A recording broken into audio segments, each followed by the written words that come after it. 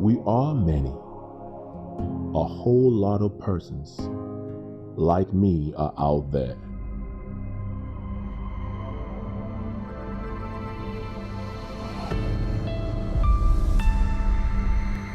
I will say, I am fortunate to tell my story. Some dead, some injured, some completely forgotten. I hated my mother. I hated my mother till the very last year. My mother even saw me. She was even crying that, is this you? The errors made were costly. And the pursuit is never ending. After you kept me in the hair for how many years that I spent in Lagos, you never check on me one day. This woman carry turning the bar. This woman threw car for inside my private part. And my mom was actually in tears. Said she had no idea that I went through all that at her brother's house. But in the phase of it all, together we can put an end. It starts with you and me. I am Idemudia Emmanuel, and this is my story.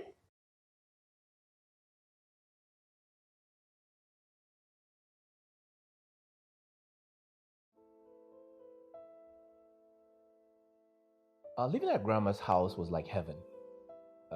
There is nothing as a child that I can look back to compare it with. I was young, I was ignorant of the cares and worries in the world, but being able to just play in the dirt, go out and jump in the river, and play till nighttime under the moon every night, it was like heaven.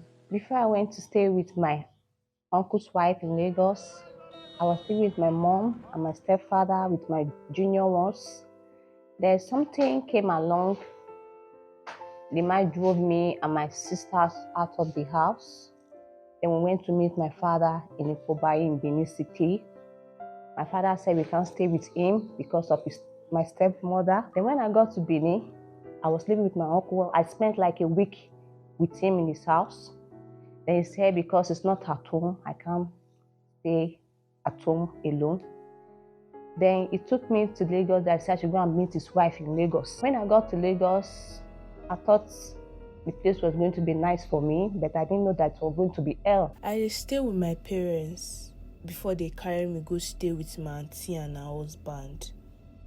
Everything hard. Things can't be difficult for mama. She can't say me she carry me go stay with my auntie, make them take care of me. When I reach there, na different case.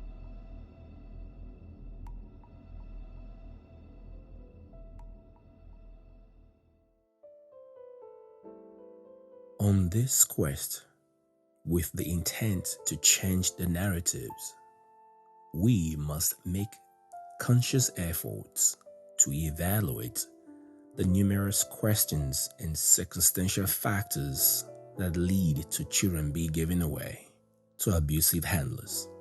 No doubt that the socio-economic status of the parents is a major factor. Growing up in this part of the world, parents and adults tend to make decisions on your behalf. You don't have a say. But all I remember was I was being told to pack my few belongings into a popular bag known as Ghana Must Go bag. How they came up with that name, don't ask me, go and ask the Ghanaians. However, so I got all my stuff in the bag and I followed my mother. And that's how I ended up in a small little gift shop on Sakbomba Road in Benin City. And that's where the whole story started. I have a case recently where a young girl of about 6 years, the relative who happens to be like a lord in their community, he lost the father. He came to meet the mother. I said, bring your child. I'll help you take care of your child. You have other children. I'll send this child to school. All the way they came to Benin. They forcefully or deceptively went to register this child in school. And the child never went to that school. because these people are exposed, they knew sooner or later something will happen. So what they did was to go and register the child in school, have a photo of her snapped in uniform. So what they did was the mother, the wife of the man, and painfully they are pastors. Pastors. The wife of the man would take this child to the market. She has a place where she sells fairly used clothes. He will give the child, she will go hawk pure water, fish, everything that there is to hawk. When she comes back, she sits with her in the shop. Do you know this child grew up from 7 to 9, 9 to 14, 14 to 16. She became exposed to money. When she was 18, she met somebody from their town that told her this thing is not good. They looked for a way and she went back to her place. When she got back, she told her mother, I can no longer go to school. I don't even want to learn anything. I want to go and do business. Because the better part of that child's life has been exposed to the streets. She now knows everything that goes on in the streets. Now, she was not able to disclose to us how she was able to survive in the street. Trust me, in the period of this rigmaroles in the street, she must have been exposed to assault. She must have been exposed to rape of different kinds, which she will not even be able to share.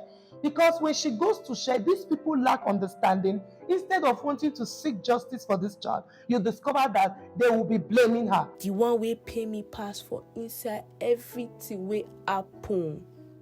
Now one day, this woman be one destroy my womanhood. This woman,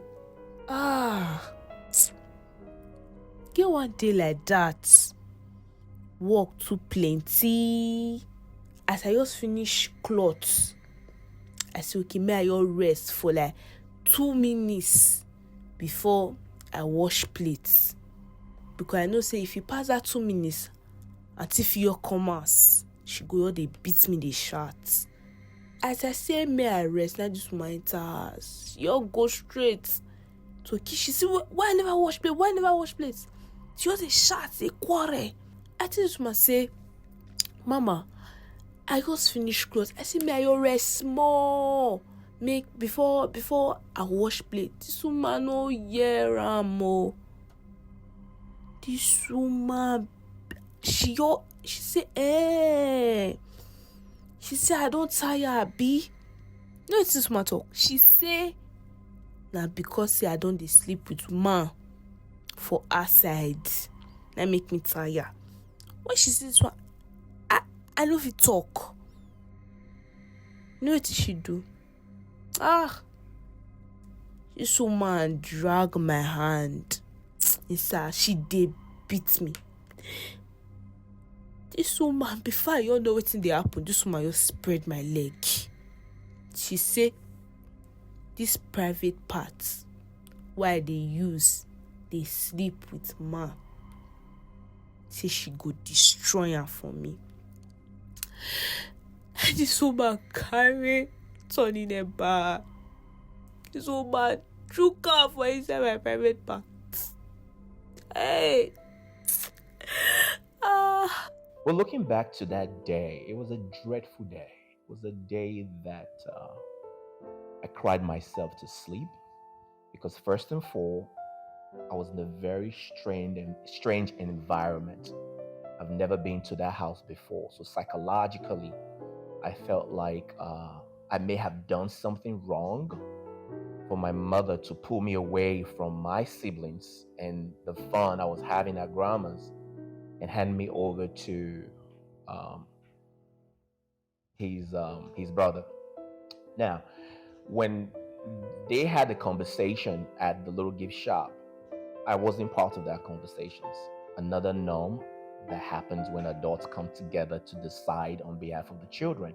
They had a conversation, and then my mother was about to leave, and she told me I was going to be all right.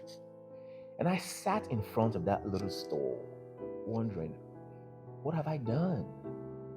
What evil had I committed to be taken away from where I felt I was safe? I felt I was secured. And now I'm in a strange place with a relative that everybody in the family knew was a wicked man. Like they used to say, Bra Philip, too wicked, do, things like that. So when my mother left, like I explained in the book, I said I felt like a little puppy, sad puppy whose tail was between his legs and was crying and wishing the mom would reunite it with the other puppies. But that never happened.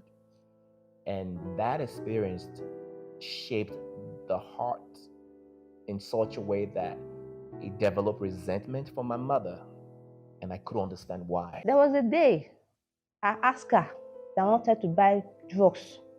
Then I was not too sound. It's like maybe all these little rashes on my body, all those maybe some kind of rashes. When I noticed it, I also told her that 6 rashes on my body. Even my classmate told that this thing is called, is it measles or chicken pox? I don't know what they call it. He said to go and treat it. She said that within 5 days, once I take the treatment, it will just disappear. And I said, okay, no problem. And I went to my uncle's wife. I said, see, what I'm not sure that my body. He said, oh, God forbid, you've carried HIV. He said, I should not do anything in the house, so I should not touch cloth, I should not do this, so I should not go close to the kitchen, I should not use the same bathroom with them. And I said, okay, no problem. In the morning, as early as 6 o'clock, because in Lagos, once it's 4 o'clock, you hear the nun, Allah Akbar, that is money already. Everybody is Then once it's around 5 o'clock, I will go downstairs, I will carry a bucket, carry soap and sponge, I will go downstairs and go and bathe before everybody will wake up from the house. I don't want everybody to see me. I don't use the same toilet with them. I will go inside the bush to go and shit. When I noticed some kind of thing that the thing is getting worse, I have to go and make notes. I went to her, explained to her, she not seen my body, she not gave me drugs. It was the little money I was saving then that I used to pay for those drugs. She didn't give me money for the drugs. I still have scars on my body that I look at every day, and I remember when I got them. The one that has not completely healed is my thumb. This one happened much later. I think it was in my teenage years. I had a little fight with a housemaid that was being paid to work for them, and whatever happened between me and this maid, my uncle didn't want to know. He came home and this girl cried out and said, I beat her up, and he said my uncle to want to find out so what happened between both of you. He just turned to a guava tree that was right in the yard, broke a branch, and went to work. And he just whacked and whacked and whacked. I mean, the beating was just unbelievable. I was crying and I was saying, Uncle, please let me tell my story. And the thing is, when he's beating me, I run. This guy, I think he should be on the track. He runs faster.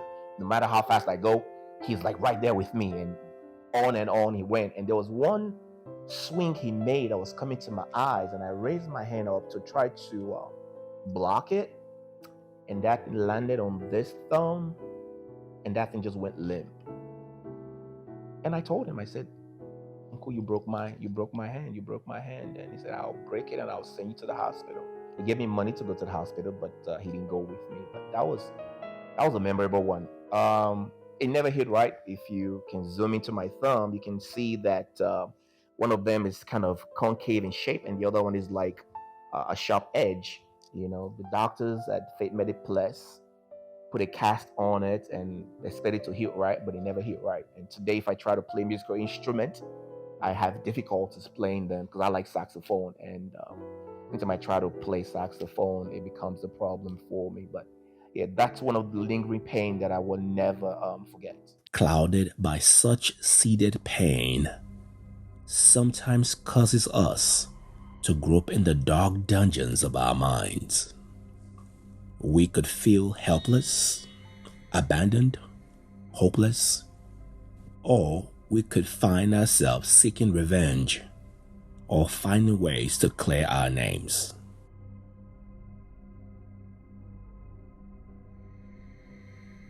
My uncle wife now applied for transfer to Benin because of her work. When we came to Benin, that's when my mom paid me visit twice. She came to the house once. The other time when I was going to school in Benin, she let me visit in school there to come and check on me. When I would tell her, see what is going on, see how to be patient. Yeah, she did buy me things. Maybe if you come in, she buy me on this, buy me food. I will tell her that I'm hungry, that I'm not eating. She will buy me food that I should eat. I tell her that I don't have money. Take care of myself.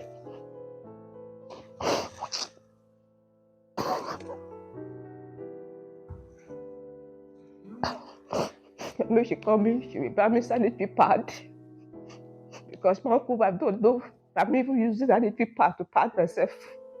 But when I started my business there, I do use tissue, and I said tissue is not good.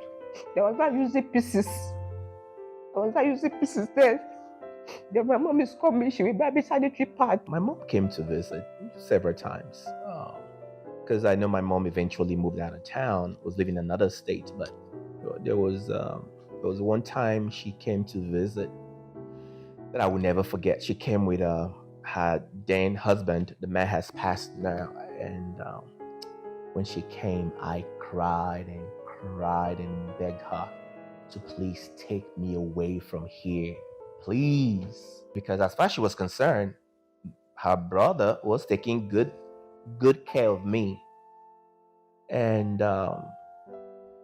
the more I cried, the more she kept saying that there's nothing she could do, that I should just endure. Endure, it's going to make you strong. Endure. I remember seeing her and her husband off to the bus stop, and in tears, this woman and her husband got in the bus, and I watched that bus just drive away in the distance. And I'm looking, crying. And then I saw the bus stop at the next bus. I'm thinking, oh, she's coming back to get me. Oh, but no, the bus just stopped to pick up more people. And then the bus just faded in the distance. And I walked away, going home, wiped my tears, because as far as Uncle Phil is concerned, men don't cry. So I wiped my tears. And I went back home to Uncle Phil, you know. So, yeah, that was a tough one. She did come, but I wanted her to take me away from there, and she never did. And that's one of the things a lot of children these days are facing. You know, parents they're not there to see what you're going through. And when you try to tell them as a child, you can't really convey your experiences to them. Or you can just cry and tell them you want a gun, and they can't understand. We had an incident recently where a teacher reached out to us that he wants us to talk to a child. Now this child comes to the class and sleep as early as 8 a.m. When we engaged this child, she said that immediately she closes from school, she goes to the caregivers, the guardian's shop. They stay till about 9 before they get home. It's when they get home that they will start cooking. Before she will sleep, it's 11 or 12. And at 4, she's up. How old is this child? She's 13. Your guardian, how old is the children? He said the last child of the guardian is 10 years. That means there are older children. He said yes. What do? He said they wake up when she must have finished washing the dishes, sweeping, arranging, cooking. I said, at your age you cook? He said, yes, so. Auntie, I can cook very well. How did it happen? He said when he came, the auntie teached her that the ones she couldn't even do well, they would beat her and beat her, that she had to learn. Our pursuit at every given time has and will always take different shapes and forms. And pursuant like us, who find ourselves in grotesque sexually abusive situations, still carries the effects of those experiences observers and bystanders didn't see. I may no longer be that slave that was used by my handlers and by my molesters, but one thing is certain: I would always carry the cross, which is the memory of the unfortunate experiences. The sexual abuse it happened way back at Medical Store Road, the house where we used to live. This was before he became wealthy.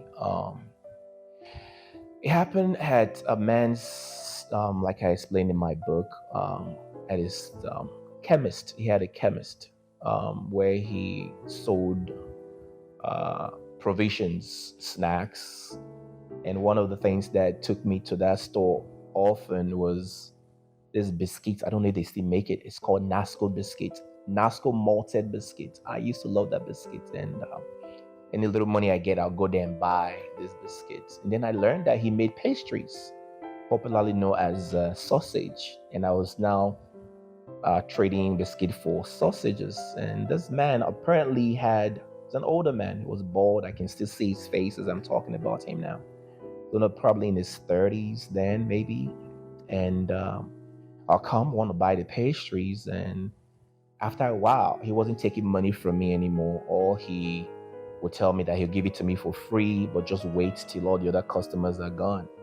And as a child who was not prepared for things like that, who was not equipped for things like that, I trusted him, and I took the sausage for free.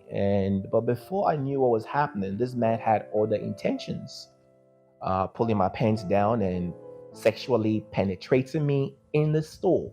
But what he does, he will close the store partially, and people will think he's not there, and he will do his thing and ejaculate and give me sausage, and I'll go home. Now, as a child, you would think I would have known not to come back.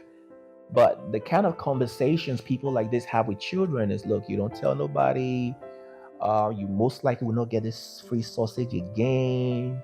It doesn't hurt. There's so many ways they coerce kids to be their subject. And for some reason, I kept coming back for that sausage.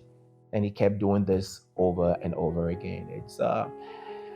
It's not something that I was able to get over when I learned and understood what he was doing, but it was something that I would never forget. And it took me a while to want to forgive that man. There was a woman 3 years ago. I think we had an incident. We had to go to the hospital, and we were returning at about 2 a.m. UBTH precisely. At Ring Road, we saw about 8 children, all boys, between that the roundabout where you have the Rokuta Hall. About 8 of them, they were just struggling with something, and because of what I do, I easily get attracted to things. And I was like, shine light, let's see what's that. Guess what? About 8 of these boys that are between the ages of 7, 9, 11, they were just raping a woman at Ring Road, because they hear the other ones talk about these things and they want to experiment it. They know if it is 1, 2, 3, they won't. And I asked, how? Some of them had bottles, some of them had knife, and because the place was lonely and deserted, they were able to. And I was demanding what they would be able to do with the private organ. And that woman, it is just they wanted to have an experience of the things and the ills that they've been seeing the other ones talk about. And to those younger ones, of course, we have the issue of sodomy going on so much among them, while the other ones will bring them and start meeting with them, having sex with them from their anus. And because they feel they have been cheated, they feel life has not been fed to them, they carry out this thing. They want to throw it back to society. So when they have younger girls around them, their neighborhood, those people become vulnerable and they are victim to their evil vices. Many days where we don't see. Some day when you say you give them the children, if they can do herself finish, or you go there with the road the pikin. Many days like that, but we not like them, we not good. So anybody will see born pikin, whether than 5, whether than 6, make it take off the pikin by itself. I wouldn't say I was sexually abused because I was placed in an abusive handler. I would say that I was sexually abused because I was left in an environment where a pedophile was living in the community and nobody knew about it. Okay? Because if he wasn't there, that may never have happened. Another thing, if my uncle was the kind of person that was exposed to things like that, he may have educated me on what to expect, how to, the things to look out for. But this is back in the 80s. A lot of our parents didn't even know that these things existed. So my thing is, I don't want to blame me being in the hand of an abusive guardian for what happened. I just happened to be a victim of circumstance. After everything, she came to me. She said I'm the one that they sent to come and scatter our marriage. That I'm sleeping with her husband. Then the next morning, I took my bag. I told my uncle that I'm going to my dad's place to go and spend some time. After a week, I came back again. Then when I came back to the house, I just decided to pack all my things. After I saw everybody, my uncle went to work. She went to work. The son is not around. I just packed all my things. I dropped the key under the footmat and I left the house for them. And since that time, I didn't go back. The night that I got this beating that pretty much caused me to run away from that house. The gentleman, why am I even calling him a gentleman? He's not a gentleman. But the man that beat me up that night, he was merciless. I mean, can't remember what he used, but I ended up with swollen eyes and sore all over my body, well, everywhere all over my body. And I remember before the beating, whatever I did, I ran away from the house and I stayed out till late. And I waited till everybody was in bed with the hope that I can sneak back in and go to sleep. But I also knew that if I go to my room, they'll find me easily. So I went to hide under the bed of Uncle Phil's father's room. So I went under the bed and I thought, hey, I'm safe in here. Not until some point in the night, this guy showed up, grabbed me and told me, you make them, I will kill you. And he dragged me out and oh God, I'm dead. Now you can imagine the fear, the trauma, the pain that I felt when that guy jerked me out of sleep and did that. And I knew, man, I'm dead. Really, he dragged me out and the beating was unbelievable. Another neighbor woke up that night and said, look, okay, what that means is, do you want to kill him? You know, she yelled at him and eventually pulled me out of his reach. And I think I cried myself to sleep that night. But in the morning of that very next day, I knew that I wasn't going to stay there. I ran away, went back to grandma's house, and my mom wasn't there, but my sister was there. And when my sister saw me, she knew that she wasn't going to send me back. And I told myself that I have a mother. Why not can't go to my mother and explain all this thing to her? Even though my mother is eating sand or eating stone, I will join them to eat it. That one morning was also Sunday morning, and I told my mother still see what is going on with me. When my mother even saw me, she was even crying that, is this you? I'm in the big city. You're suffering. My mother called me, and I went to her. Then I took me to one doctor. And I gave me divorce. The truth of the matter is the damage that was done at that early age set the tone for the man I became. Okay, if the foundation of the house is not done very well, no matter how you beautify that house, eventually you're gonna start seeing cracks and all the issues come up. So the things that I experienced shaped the man that I became, and it reflected in how I related with women. It reflected the way I saw sex and money and friendship. So to try to answer your question correctly is, it was hard work that I had to put in. But eventually I got help from, doctors, psychiatrists, therapists, and counselors. Then my junior sister not followed me to my father's place to go and pack my things. When I was packing my things, my father just came and my stepbrothers said I want to go and be living with my mother. And after this and that, I said, hey, after you kept me in the hair for how many years that I spent in Lagos, you never check on me one day.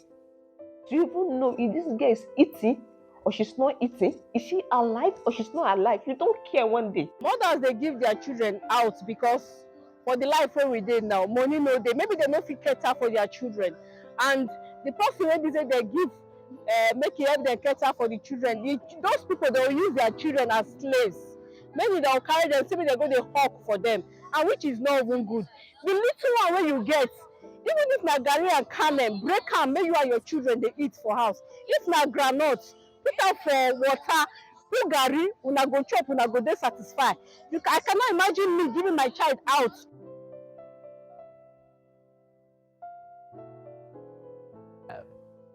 The rehab did not happen till decades later, and that was after I ran away from home. So this is fast forwarding 20 years later, because I eventually ran away from the country. So, but I didn't even know that I was suffering from all this, because if you don't have any information to explain how you feel as a child, you won't know the terms to use. Like, you use the word depression. I never heard the word depression until I was in my 30s. I never heard the word of post-traumatic experiences until I was in my 30s. So the rehab was a gradual process. It was more of me questioning a lot of the things that people did to me, and wanting to find solace, wanting to find peace. And my faith, as at that time Christianity, promised those kind of things, and I was hoping to get it from the church, but it didn't come. One of the first things that happens to maltreated children is the first breakdown. They get so emotional. They sit to want to imagine if this is what the world has in store for them. They try so hard to fight it, because some of these persons that brings them, they do what we call brainwashing. Your parents don't have the means. This is your only hope. So be good, so be this, so be that. So while they are going through all this ill treatment, they automatically build what we call resilience, because they have great hope that if they could endure, something good will come out. So the first trauma they suffer is when, within a short period of time, they are not seeing the beam of light for this hope that they have so much. It first and foremost, it cracks their wall. Did I ever resent my mother? Oh my gosh. I hated my mother. I hated my mother to the very last year, to be honest. Oh, I did. I had no love for my mother. But in the process of going through my rehab, it came to the point where I was told to forgive and to try to go work things out with her. And that was why I made a trip to Nigeria sometime last year, 2021. And we had a one-on-one conversation. And I gave it to her, like, look, this is what I went through, and you were not there. And at this point in time, she was more understanding, because before now, I tried to have this conversation and it ended up in fights. We could not really, she couldn't really understand me. But as at that time, I was so bittered, I was so angry, that instead of me trying to have conversation, I'm cursing her out, I'm insulting her, I'm putting it all out there, and she's coming back with it, and we just keep fighting. As at that time, I didn't know how to deal with all this pent up pain, and so it was coming out in anger. But after going through the things I went through in hospital, a psychiatric hospital to be exact, I learned that I will have to try to communicate. And I remember where we were. We sat down, and my mom was actually in tears. Said she had no idea that I went through all that at her brother's house. She cried, I cried, and she told me she was sorry, and I told her I forgave her. And when we did that, it was a relief for me. It was a healing balm that I needed at that point. And I was able to travel back to America to continue my treatment. I didn't have so much resentment for her anymore after that encounter, but neither did I have love for her. Because you have to understand, love is cultivated.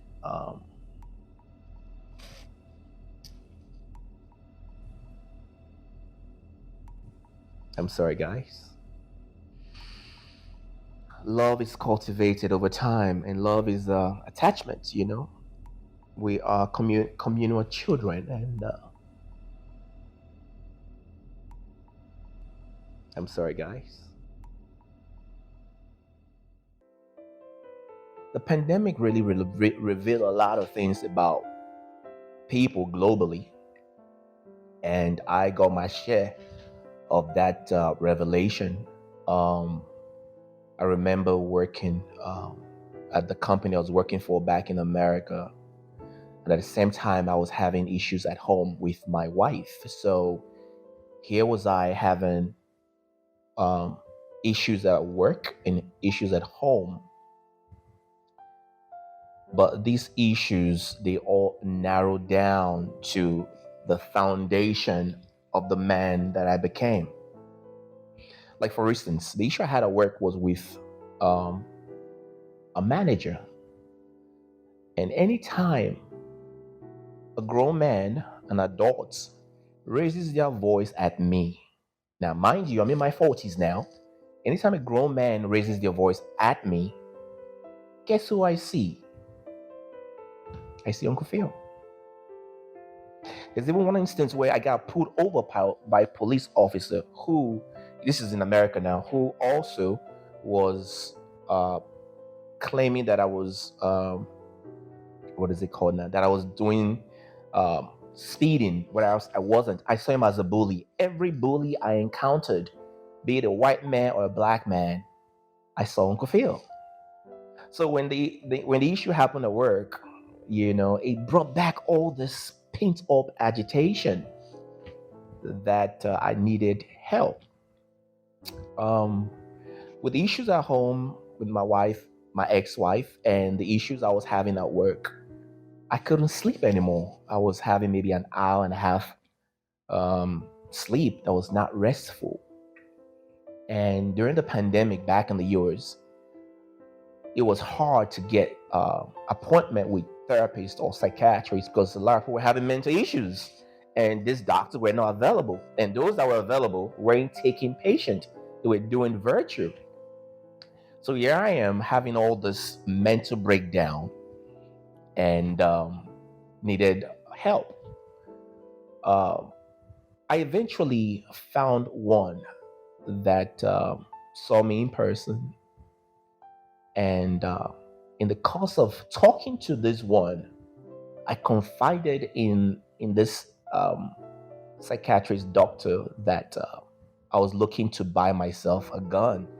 As a matter of fact, that I already went to check out the guns, and my game plan was to start at home, kill my ex-wife, take the gun, go to my job, and kill my boss.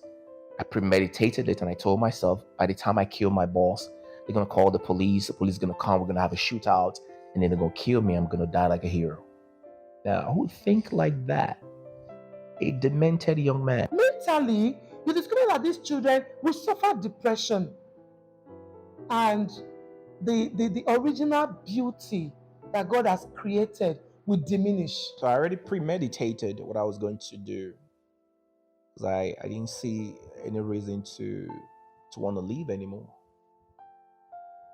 Mind you, all this that I'm talking about, I have not slept for almost 2 months because I was taking log of my sleeping habits. It was an hour and a half, an hour every night, so I wasn't thinking straight. It will baffle you to see what the children between 9 to 11. I keep making emphasis.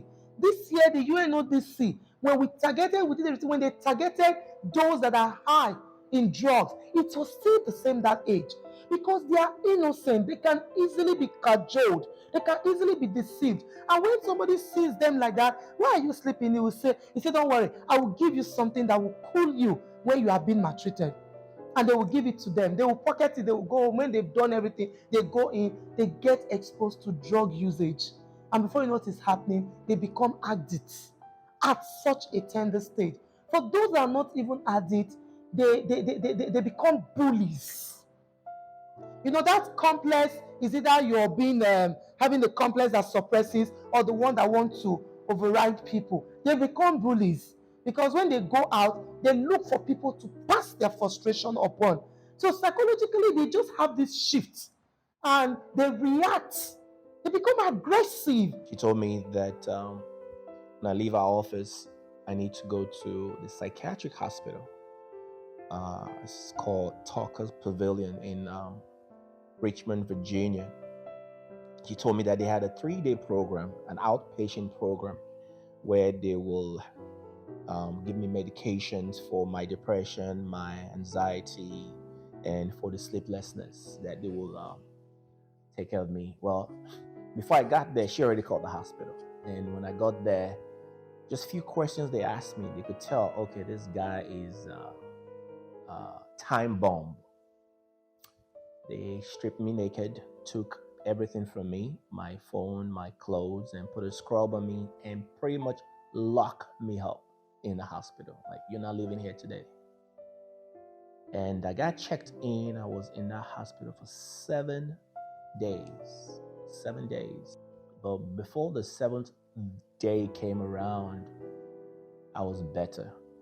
My reasoning, my speech, everything was a whole lot better, and the sleep definitely got better. And it was after they discharged me from the hospital that they also added that my case is not fixed. All they've done is just manage the situation. And one of the doctors explained to me, and he said that my situation is so serious that what needs to happen is, like, I'm like a faucet that they're going to open, and what happened is they're going to let the water out a little bit. That's treatment right there. And then they're going to shut it off, because my traumatic experience from childhood is so bad that there is no easy fix. In fact, they recommended a lifetime psychiatric visit till whenever. So I'm not done. I'm a work in progress. Firstly, please, this is a plea to parents. Parents, single mothers, single fathers, whichever way it happens, by death or whatever, I want to plead. There is a lot you can do for your child. I went to government school. I am so proud to say it most times. I believe you should go out there, punish yourself for your children to be better, because they are your son at old age. If you don't give them what they need, you will suffer at old age. But if you suffer today for your children to have at least an average life, you will enjoy in the future. That's to the family. Secondly, for whatever reason that you trust a relative or whoever to give your children with, like I said when I began, please always make sure you do unexpected visits. How can you give your child to someone you don't even know where they stay? Because most times that's what happens. State to state, you are living in maybe the northern part, your child is going to the south or to the west or to the east, and you don't even bother to say, this first time you will take me there. And it's because they know you can't even come. That's why in most cases where we have these children that are given as helpers to either relative or whoever, they also sexually abuse them. Because you're not even there to notice that they've changed the mood. You're not even there to notice that they've changed in movements. You're not even there to notice if their hormones are beginning to respond faster than it should be. So because of all this, the children, they become repeated victims. So you should always care to know where they are going to. Insist. If they don't, let your child be with you. To the government, we want to beg. You can't do all, but you can do much. Provide an enabling environment for our children to go to school. Primary education should be free. Free tuition, free textbooks, free uniform, free seats. To the extent of the seats they sit on in school, some of them are made to pay. Please, you enjoyed free education in your days. Let our generation enjoy this. Because the society, the child you refuse to care for, will come back to hurt you tomorrow. Now, we are not advocating this for just the survivors of abuse, but also for the perpetrators of these grievous acts. It is believed that people that are hurting are those that hurt other people. The truth is, they may not know why they are acting and reacting the way they have been. I know now that I have been a villain in the story of other people, but where I didn't see myself as at that time when I was carrying on. We are indeed many, as I said at the beginning, and it is true that some of us are in terrible shape. No doubt, many are dead, and many are like the dead among the living. So let us come together. Let us reach across the aisle as we learn to become our brother's keepers. This task is no walk in the park, but it is achievable. My life's like a shooting star, but sometimes the stars don't shine. Still got the pains and the scary scars. Hello, and thank you so very much for spending your precious time with us watching that documentary. That means a lot to me. I hope you were inspired. I hope something pricked your heart. I hope something touched you. I hope you were inspired to want to do something about what's happening in your community. Keep in mind that the criminals that are out there, the prostitutes that are out there, the children that seems to be nuisance in our communities, they didn't fall from the sky. They are children that were given birth just like the rest of us. But the only difference between them and those of us that seems to be doing okay is that they didn't get the things they needed at the foundation of their life. And many of them are acting out today because they don't know what to do with the traumatic experience that their body has stored. Let's stop child trafficking. Let's stop child exploitation. These children need to be loved and nurtured and protected in a safe environment where they can thrive. Join your voice with our voices. Let's make a difference. Be aware of what's happening in your neighborhood. And if you know anyone who may be going through this, reach out to the authorities, child protective services, humanitarian organizations, and all the other organizations in your neighborhood that are designed to cater for situations like this. If you want to remain anonymous, they can keep your name away from it, but don't hesitate. Speak up, speak out. Let's make a difference.